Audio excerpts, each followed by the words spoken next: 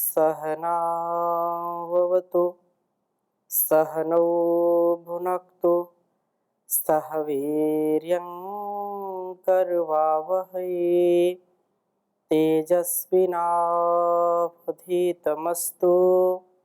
मा विद्विषावहै।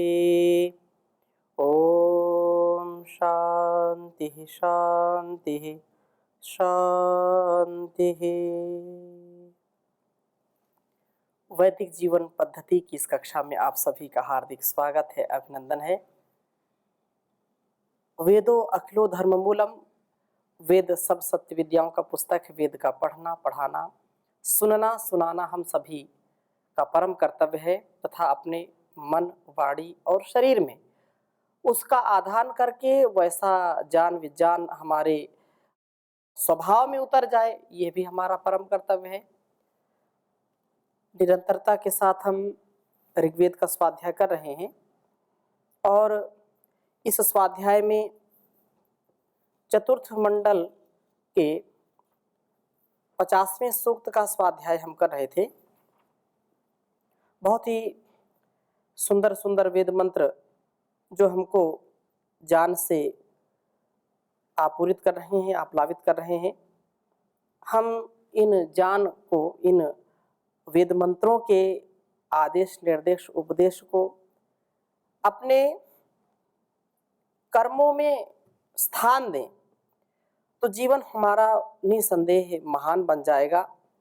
और मनुष्य का जीवन पाकर के भी यदि हमारे जीवन में महानता नहीं आई, दिव्यता भव्यता नहीं आई, तो बहुत ही जीवन हमारा निरर्थक चला जाएगा। केनोपनिषद में जैसा ऋषि ने कहा, इह चेद अवेदित सत्यमस्ति न चेदिहा वेदिन महति विनष्टि, भूतेषु भूतेषु विचित्य धीरा प्रेत्यस्मान् लोकात् अमृता भवन्ति। तो इस मानव जीवन को पाकर के भी यदि हम इस जीवन को सुधार नहीं पाए तो जीवन जीने का कोई अर्थ नहीं है। अर्थात पशु पक्षियों जैसा जीवन, केवल अपने पेट को भरना और निरर्थक कर्मों में लगे रहना। सार्थक कर्म करें, हम सेवार्थ कार्य करें, आत्मनो मोक्षार्थम जगत हिताय चा, यह जो जीवन हमको मिला है ऐसे उच्च विचारों के साथ, उच्च चेतना के साथ, उच्च भावों के साथ, दिव्य भावों के साथ यदि जी पाते हैं तो निसंदेह जीवन हमारा बहुत ही सुंदर हो जाता है। प्रभु ज्योतिर्मय है, ज्योतियों का भी ज्योति है, प्रकाशकों का भी वह प्रकाशक है, परम प्रकाशक है परमात्मा। हम ऐसे श्रेष्ठ कर्तव्यों के धनी बने जिससे स्वयं भी आनंद में रहें और दूसरों को भी आनंदित करें। 50वें सूक्त में बहुत सुंदर चर्चा है और इसमें सबके कर्तव्यों का भी वर्णन किया है कि हमको श्रेष्ठ विद्वानों का भी आदर करना चाहिए।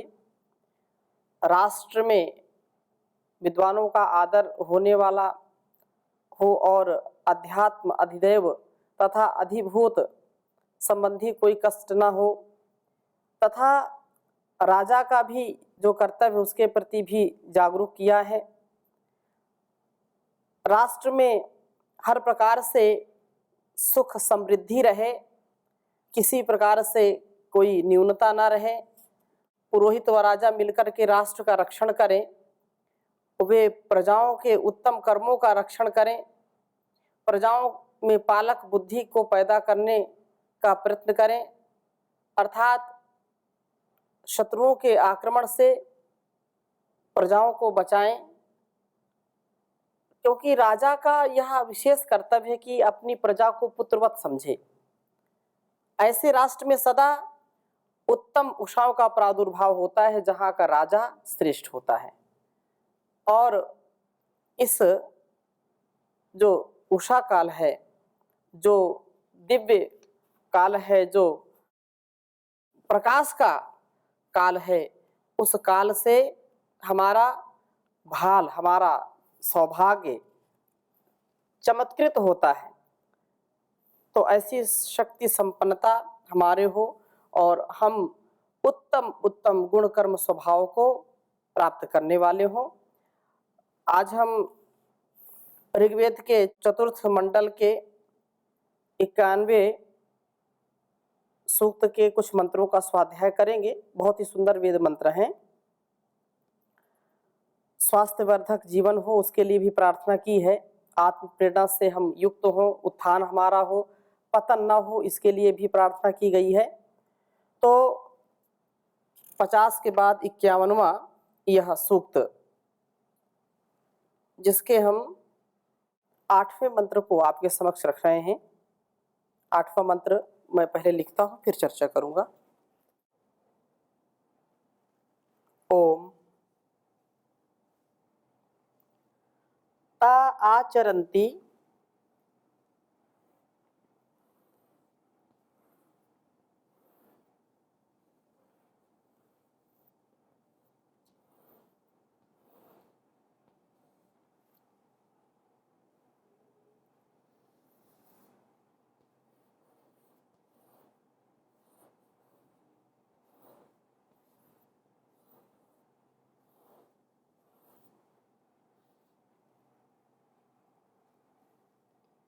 समना पुरस्तात् समानतः।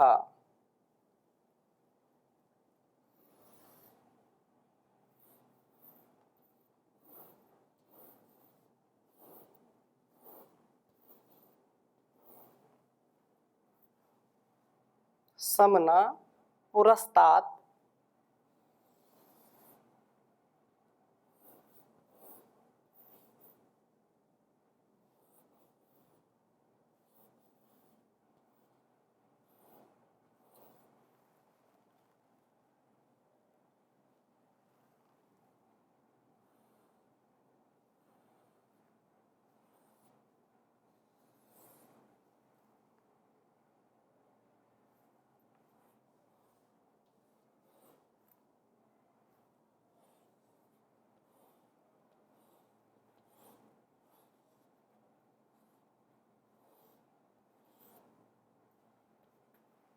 पुरस्तात् समानतः समना प्रधानाः।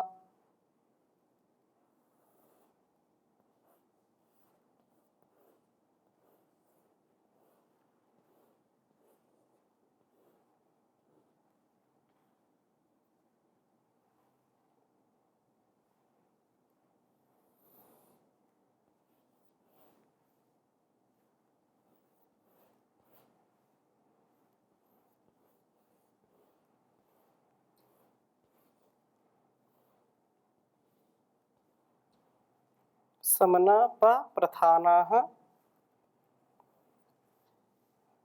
ऋतस्य देवीः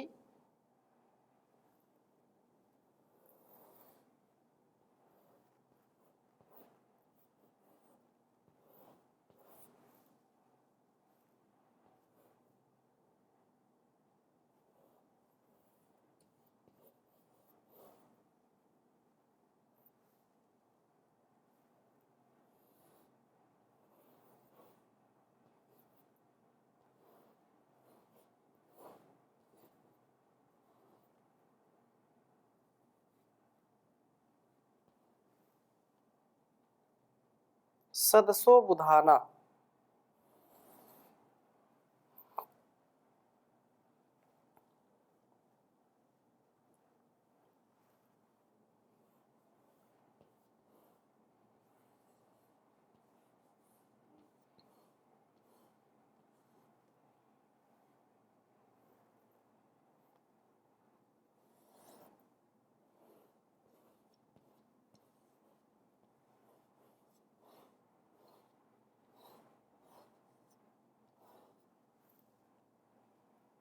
गवाम न सर्ग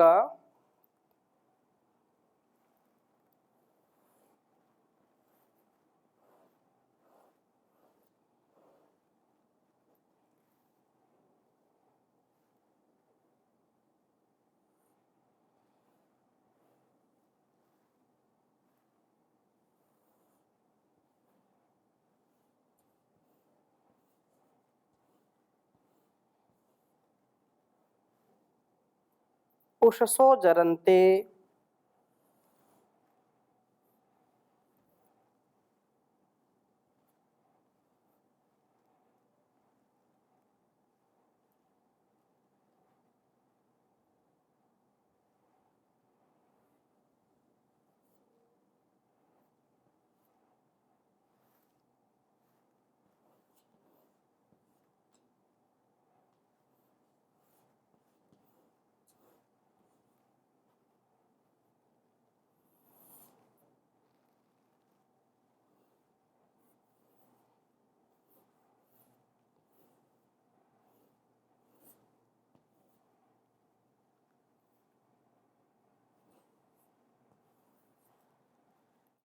ऋग्वेद के चतुर्थ मंडल के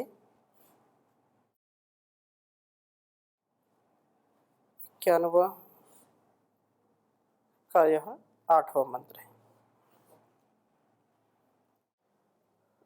ओम ता आचरन्ति समना पुरस्तात् समानतः समनापा प्रधानाः अरितस्य देवी सदसो बुधाना गवां न सर्गा उषसो जरन्ते।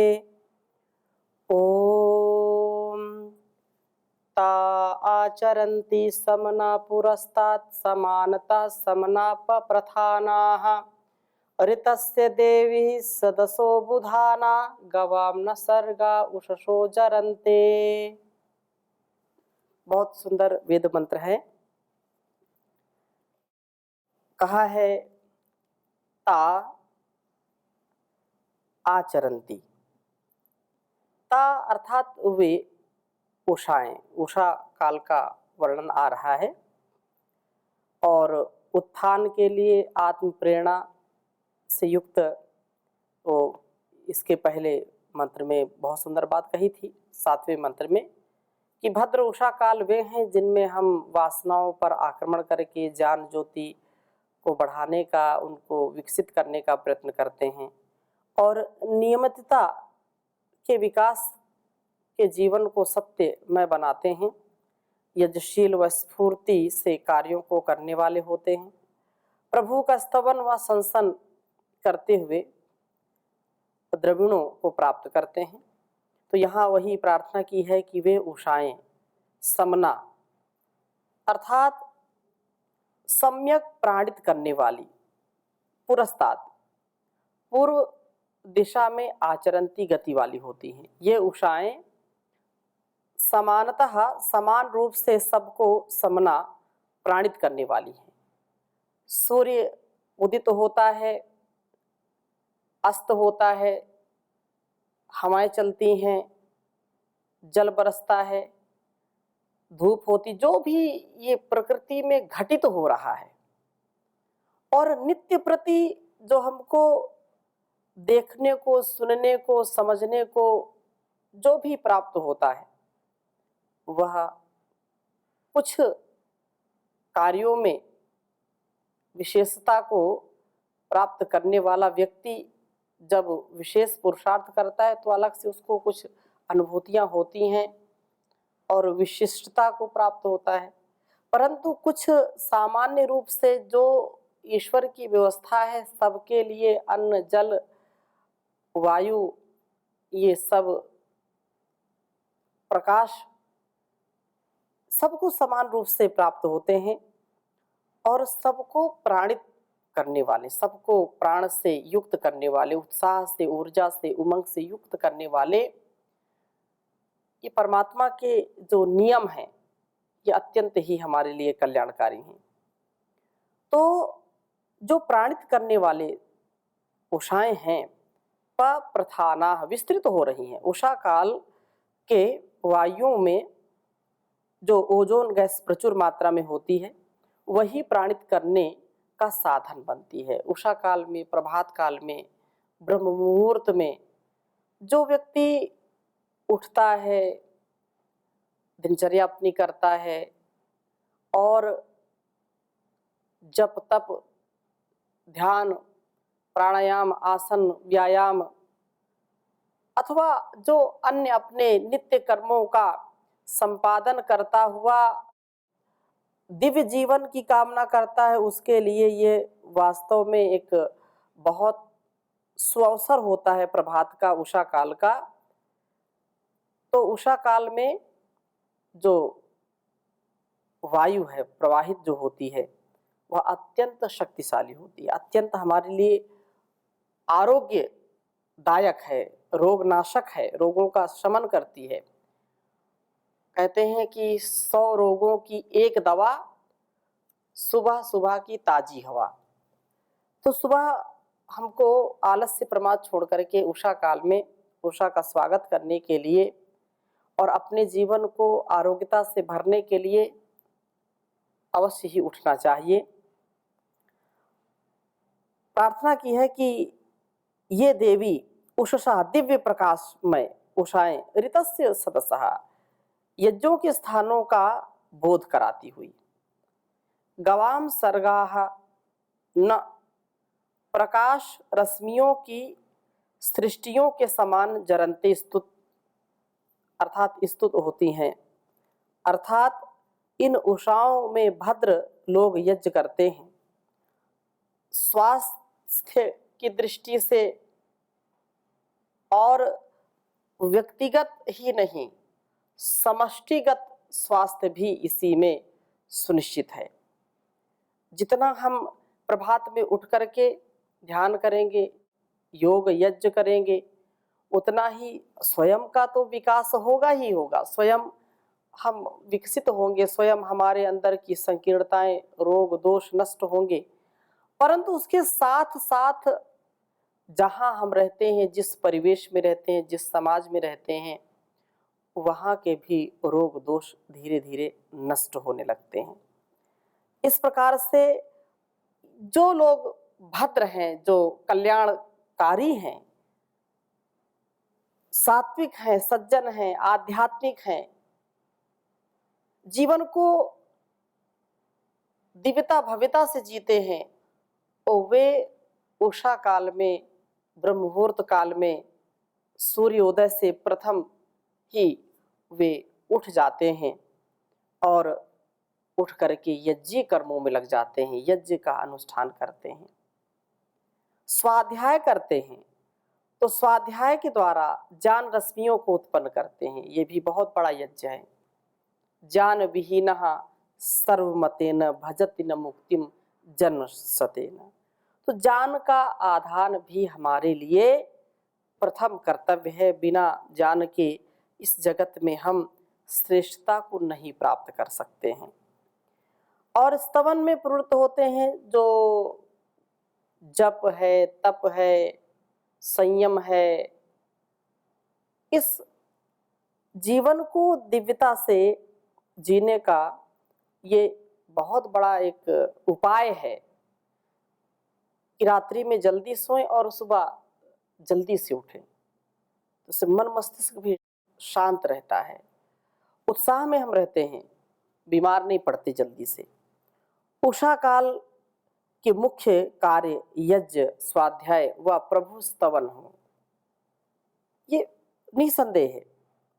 प्रभात में कुछ लोग उल्टा करते हैं, इसके विपरीत आजकल की युवा पीढ़ी विशेषकर, जिन घरों में माता पिता बच्चों को समझाते नहीं हैं, बच्चों को शिक्षा नहीं देते, स्वयं भी जागते हैं 12-1 बजे तक, रात्रि तक 2 बजे सोते हैं। तो जो व्यक्ति 2 बजे तक जागेगा, 4 बजे तक जागेगा, कैसे प्रभात में ब्रह्म मुहूर्त में उठेगा? ब्रह्म मुहूर्त में तो उसका सोने का समय होता है। तो कुछ लोग ऐसे होते हैं, अधिकांश प्राय आजकल तो ये संख्या बढ़ गई है। जैसा यहाँ वेद मंत्र में संकेत कर रहे हैं उस उपदेश में कि प्रभात में जरनते गवाम सरगाना, जान रश्मियों की सृष्टियों के समान जरनते स्तुत होती हैं। अर्थात इन उषाओं में भद्र लोग यज्ञ कर्मों में लगते हैं, यज्ञ करते हैं, स्वाध्याय करते हैं, प्रभु का स्तवन करते हैं। जो राजसिक होते हैं वो सोते हैं, तामसिक उनसे भी आगे। तो वो लोग उठते नहीं हैं, वो कहते हैं कि रात्रि में पढ़ो। और जो युवा पीढ़ी है रात्रि में जागते हैं और प्रभात में ब्रह्म मुहूर्त में सोते हैं। तो जो ब्रह्म मुहूर्त में सोएगा वो अपने भाग्य को रोएगा, क्योंकि सूर्य उदित होता है और सूर्योदय के समय भी सोते रहते हैं जो, तो प्राण शक्ति उनकी धीरे धीरे क्षीण होने लगती है, उनका उत्साह क्षीण होने लगता है। एक आप स्वयं भी कभी इसमें परीक्षण भी करके देख सकते हैं।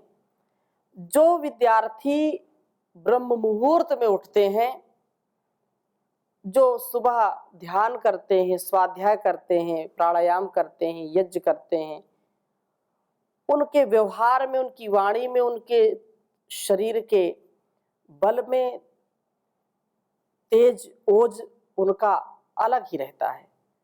और एक व्यक्ति जो 10 बजे, 11 बजे, 9 बजे, 8 बजे उठते हैं, उनका शरीर, उनका तेज, उनका वाणी व्यवहार आप देखिए तो बिल्कुल अलग, बहुत ही विपरीत मिलेगा।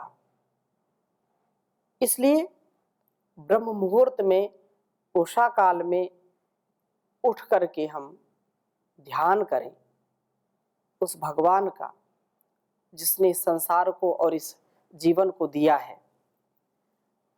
यज्ञ करें, स्वाध्याय करें, वेद, उपनिषद, दर्शन, गीता, रामायण, महाभारत आदि जो सदग्रंथ हैं, मोक्ष ग्रंथ हैं, मुक्ति दिलाने वाले हैं काम, क्रोध, लोभ, मोह, ईर्ष्या, द्वेष से, तो उससे जीवन में अत्यंत शांति मिलेगी और क्रांति से भी युक्त होंगे। ऐसा नहीं कि केवल शांति ही नहीं, अपने शांति ही के चक्कर में रहें, ऐसा नहीं।